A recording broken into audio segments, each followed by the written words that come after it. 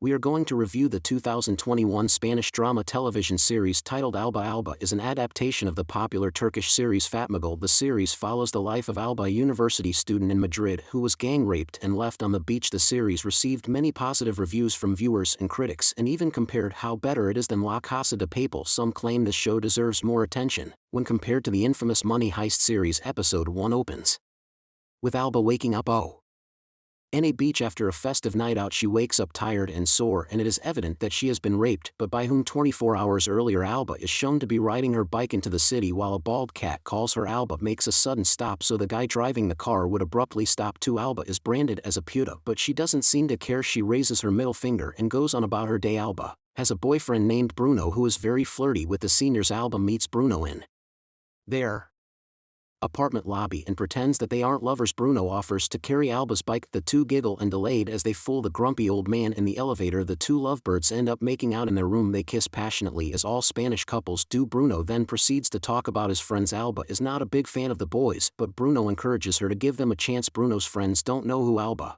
is. Alba reluctantly agrees and starts to pack her things. Bruno asks her if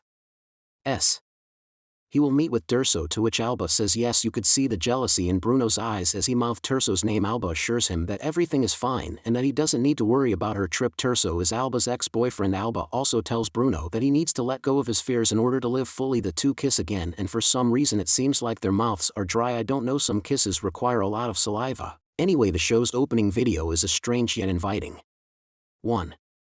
You would see Alba in red silk lingerie posing on the beach. Alba goes to her family town and happily meets her family members. Bruno sends her a text message saying he already misses Alba. Alba cringes a little as to how clingy her boyfriend is. Miriam, her sister-in-law, greets her with the reminder that she's an hour late. Miriam is kind of feisty. Meanwhile, some corporate people talk about investments and businesses. These old people need to breathe just like this man with an oxygen cannula. The whole room stops when the old man gasps for air, but we all know that everyone wishes him dead so they can distribute his wealth. Alba is having a great time on the beach with her friend Bigo. Bigo teases Alba about her love life and how she fell in love with her childhood playmate. Bigo proceeds to talk about Durso, who now wants to become a businessman. She tells Alba that he wants to offer swimming lessons. Bigo then asks Alba how things are going on with Durso. Alba dismisses the questions and proceeds to tickle Miriam. Now that's a great way to dodge questions. Tickle, tickle, tickle. It seems like Bigo has a crush on Durso. That's why she keeps on asking about him. While Alba is out with her family, Bruno spends his time with his rich friends. The boys ask Bruno when he will be introducing his girlfriend. They speculate that Alba is ugly. That's why Bruno does not want to introduce her. Meanwhile, the dying old man keeps on smoking cigars,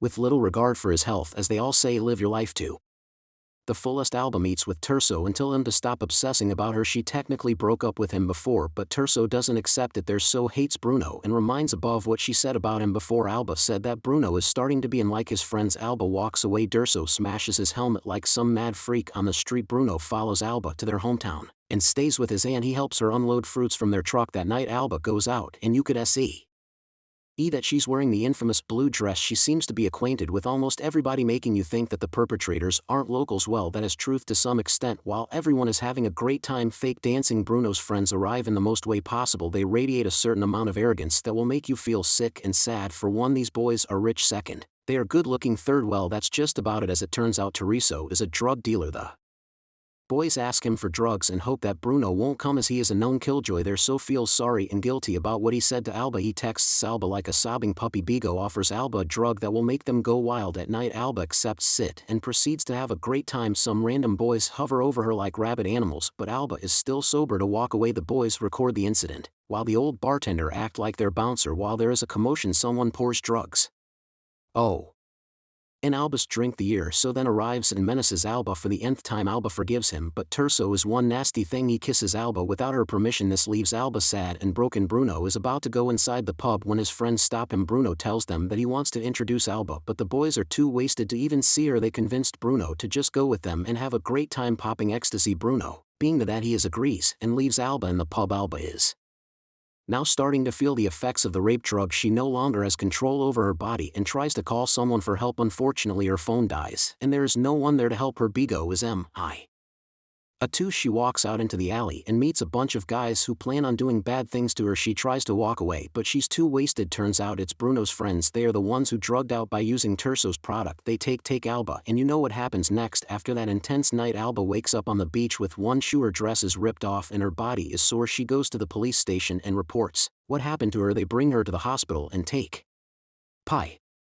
tours of her injuries. She shows them her bruised neck and hips, a clear sign of force from doggy style. The doctor advises Alba to take a morning after pill, but it's really up to her what she'll do next. Rape is a scary thing and no one should ever experience it. Damn you rapists. Alba fears that she has contracted STDs and HIV. The rapists even her anally. How evil. Bruno wakes up on his aunt's sofa wasted and sore. His hand scolds him for oversleeping. He receives a voicemail from Alba saying she's in the hospital. Ruben wakes up in his mansion looking for his golden ring. His old parents don't want to spend time with their son. Alba's brother arrives with his wife. They all cry when they find out what happened to Alba. When Bigo heard of the news, she blamed herself and said she could not face Alba. A police officer named Caesar came to help her. He promises that he'll do anything to help. A few moments after Bruno arrives, since he's the sobbing Alba, he can't believe what has happened.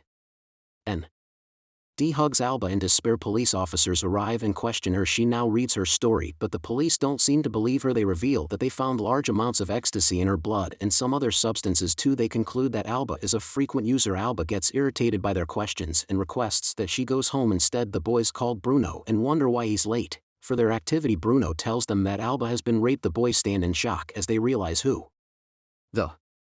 why raped last night. They all pretend to be sorry while Bruno is sobbing hard. The boys panic, but they manage to set their story straight. When Alba is about to go home, she suddenly remembers something. When she sees the familiar graffiti, she breaks down and cries as she concludes that place is where she was taken away. Miriam smokes as she watches Alba break down, probably to calm her nerves too. Miriam discovers a ring belonging to Ruben Andreos, one of Bruno's pals, but keeps it hidden. She later goes to Mercedes and Treros' residence to blackmail her for money. Told you this has an evil soul. Soon later, Alba begins to recall a man who had raped her and remembers that the perpetrator had a specific tattoo on his arm. Bruno recognizes the tattoo as belonging to his friend Hugo. When she describes it, Terso was also brought in for questioning by the police, because he was at the bar that night. He saw the tattoo drawing that Alba described to the police while Alba was reporting her memories to the police. Bruno approaches his friend and attacks him, but his two pals Jacobo and Ruben intervene. They then informed Bruno that they all had done it, including him. Bruno was taken aback and struggles to accept the fact that he had also raped Alba. Hoping you aren't puking yet in your seats with this revelation. Jacobo and Ruben, two of Bruno's pals implicated in the rape, were cousins when their grandpa Victor Antreros,